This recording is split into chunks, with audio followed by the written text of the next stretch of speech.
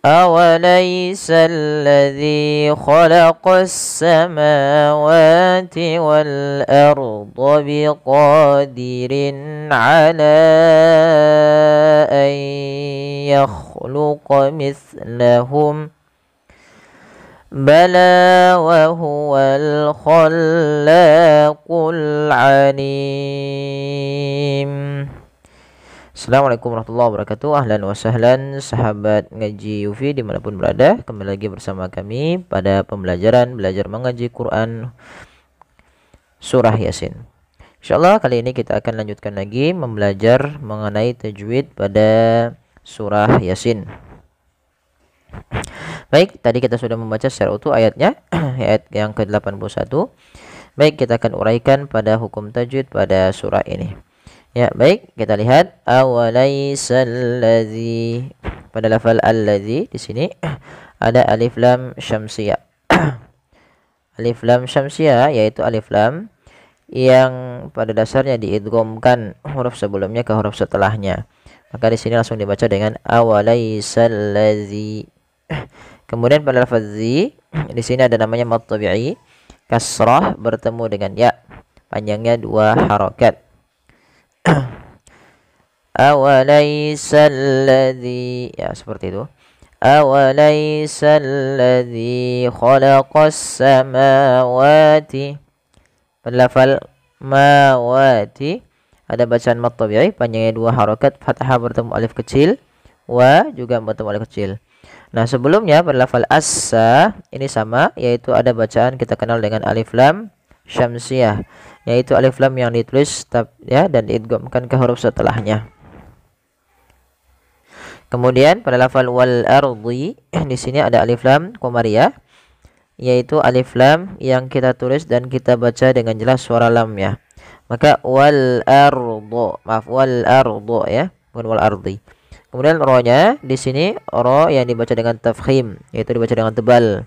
Ketika adanya ro sukun didahului dengan fathah.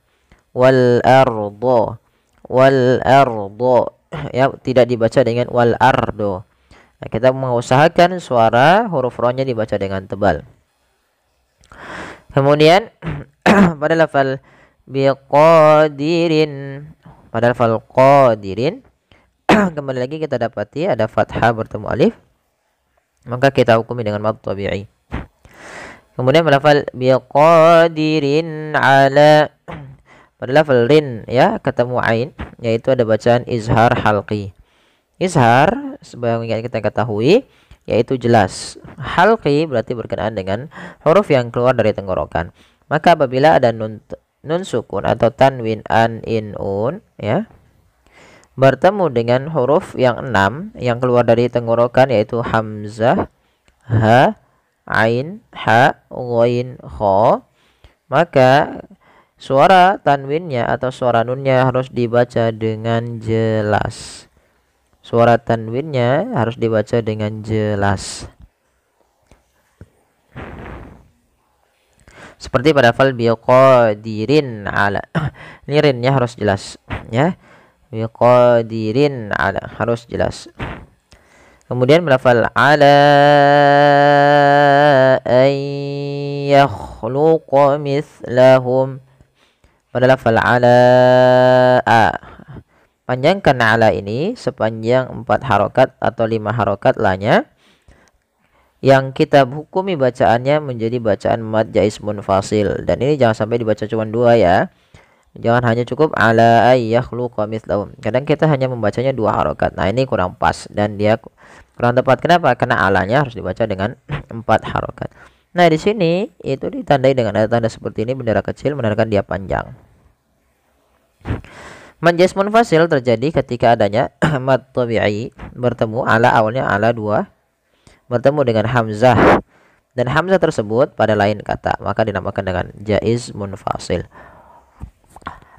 Kemudian pada lafal ayya, ayya, ayya, nun sukun bertemu ya, yaitu di sini kita hukumi dengan bacaan gunnah. Maaf, idgham bi gunnah, kok gunnah. Idgham bi gunnah. Cara membacanya, masukkan suara nunnya kepada huruf ya. Ya, seraya dia diganti awalnya hurufnya nun dimasukkan ke ya jadi menjadi ai ya. Langkah yang kedua, ditahan gunnahnya, ditahan bunyi suaranya sepanjang 2 harokat. Ai ditahan ya teman-teman. Di sini ditahan. Ala ayya ayya. Seperti itu baru lepas. Yakhluqa mislahum. Kemudian pada lafaz sa hati-hati. Jangan sampai kita menggantinya dengan huruf-huruf lain ya.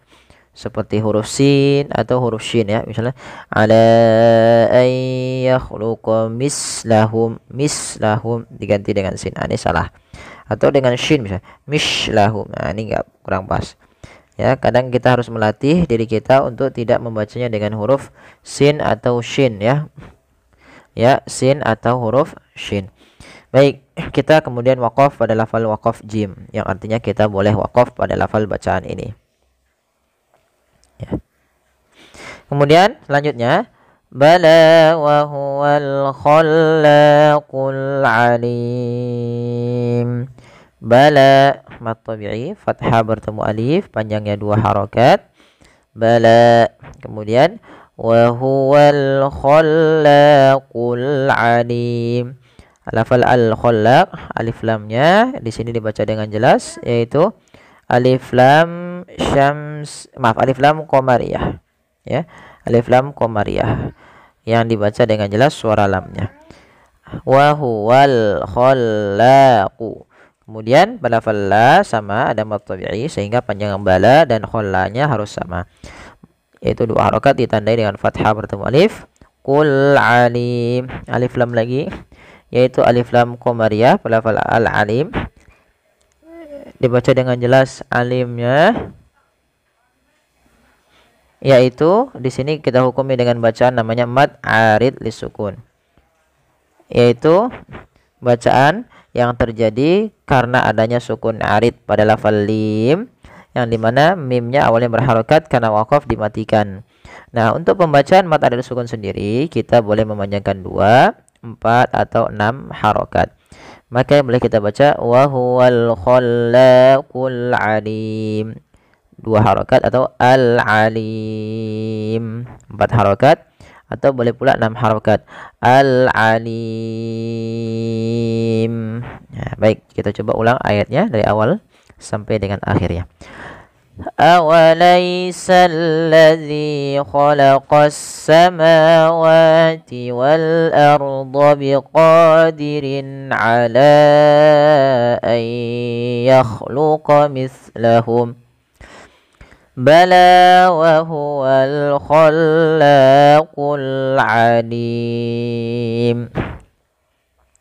Ya, shadaqallahul azim. Alhamdulillah teman-teman, kita telah menyelesaikan hukum tajwid kita pada surah Yasin ayat 81. Mudah-mudahan bermanfaat. Jazakumullahu khairan.